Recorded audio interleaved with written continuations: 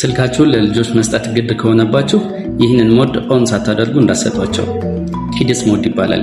እንዴት ኮንፊገር እንደምታደርጉና ኢኔብል እንደምታደርጉ ላሳያችሁ። በመጀመሪያ ከላይ ያሉ ሾርትከቶች ላይ መኖሩን ቼክ ታደርጋላችሁ። ከሌሉ እዚህ ጋር አድ የምትለዋን ነክተን ከታችኛው ላይ እንጨምራለን ማለት ነው። እንደምታዩት ኪድስ ሞድ ምትላለች፣ ፕላስ ምልክቷን ነክተን እንጨምራለን። ደን እንላለን። እዚህ ጋር እንደምታዩት መጥቶልናል። እሷን ክሊክ አድርገን እንገባለን ማለት ነው። ልክ እንደገባን ይህን ያመጣልናል። ምንድነው እዚህ ጋር ዩዜጅ ኦፍ ኪድስ ሞድ የሚል አለ። እሱ የምንቆጣጠርበት ነው የተጠቀሙትን ስታቲስቲክስ ማለት ነው። ከዚያም አፕ ማኔጅመንት ምትላለች። አፕ ማኔጅመንት ምንድነው እንድንጠቀሙ የምንፈቅድላቸውን አፕሊኬሽኖች ኦን የምናደርግበት ነው። እዚህ ጋር የምንፈልጋቸውን ኦን እናደርጋለን እና እንደምታዩት ካሜራ፣ ካላንደር፣ ካልኩሌተር ለምሳሌ እነሱን ኦን አድርገን እንገባለን ማለት ነው። ታይም ሊሚት አለ፣ ምን ያህል ይጠቀሙ የሚለው ነው። እሱን እዚህ ጋር የፈለግነው መምረጥ እንችላለን። ከዚያ ዳታ ሊሚት ፐር ዩዝ የሚላል። ይሄ ደግሞ ዳታ ይጠቀሙ አይጠቀሙ የሚለው ነው።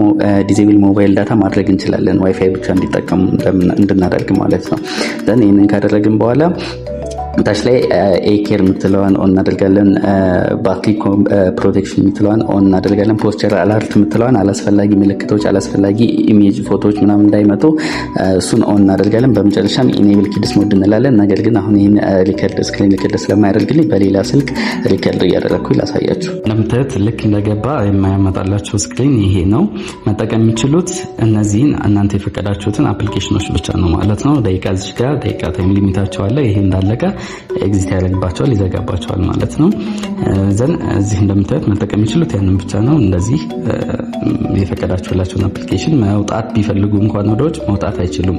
ይህም ደብል ታፕ ይጠይቃል። ደብል ታፕ በሚያደርጉ ሰዓት ደግሞ ፓተርን ስለሚጠይቃቸው ፓስወርዳቸውን መውጣት አይችሉም ማለት ነው። ስለዚህ እናንተ መጨረሻ ላይ ከተቀበላችሁ በኋላ በዚህ መልኩ መውጣት ትችላላችሁ፣ ፓተርናችሁን አስገብታችሁ ማለት ነው።